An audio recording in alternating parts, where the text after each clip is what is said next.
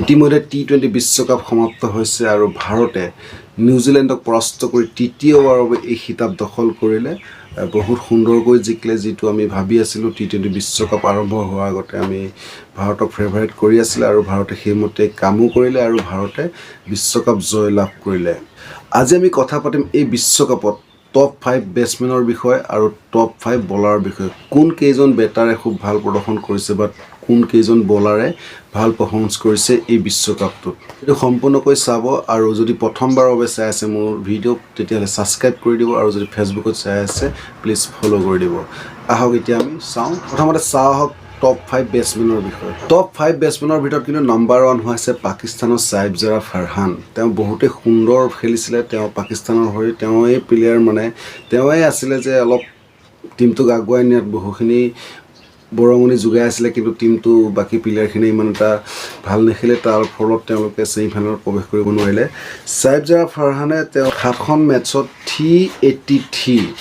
তেওঁ খুব সুন্দৰ খেলিছে তেওঁ এই বিৰাট কোহলিৰ যেটো হাইষ্ট ৰান আছিল T20 বিশ্বকাপত তেওঁ হেতু ব্ৰেক কৰিছে বিৰাট কোহলি ব্ৰেক কৰি তেওঁ বৰ্তমান টপত আছে তাৰ পিছতে আহিছে নিউজিলেণ্ডৰ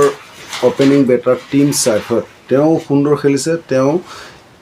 326 ৰান কৰিছে তেওঁ ফাইনেলটো দেখিছিল আমি ভাৰতৰ ভিডিও যিখন ফাইনেল মেচ আছিল সেই ফাইনেল মেচখনতো তেওঁ এটা সুন্দৰ ইনিংস খেলিছে কিন্তু বাকি কোনো বেটসম্যান খেলিব পৰা নাছিল তাৰ ফলত ভাৰতৰ হাতত তেওঁলোক পৰাস্ত হ'বলগীয়া হৈছিল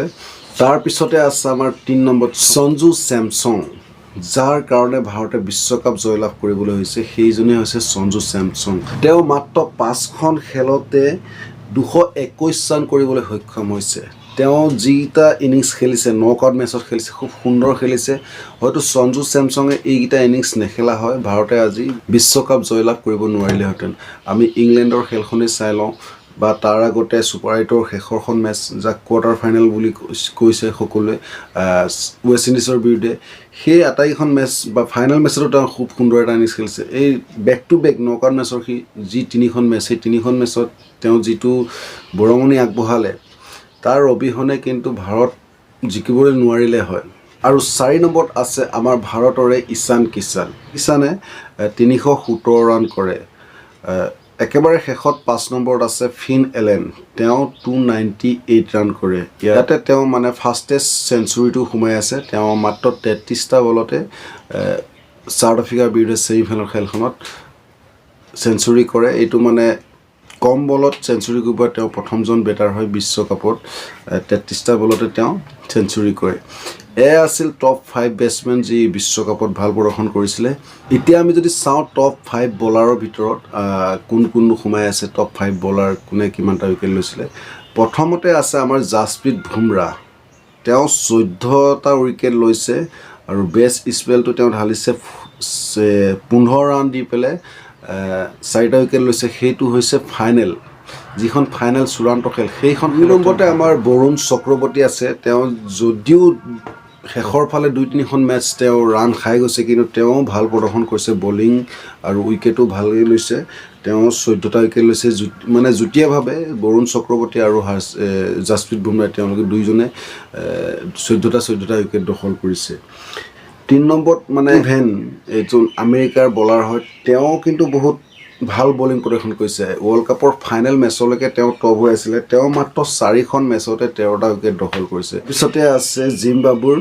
মুজৰাবানী তেওঁ খুব ভাল প্ৰদৰ্শন কৰিছে অষ্ট্ৰেলিয়াক হৰুৱাৰ মূল কাৰণ হৈছিল মুজৰাবানীয়ে খুব সুন্দৰ বোলিং কৰিছে তেওঁ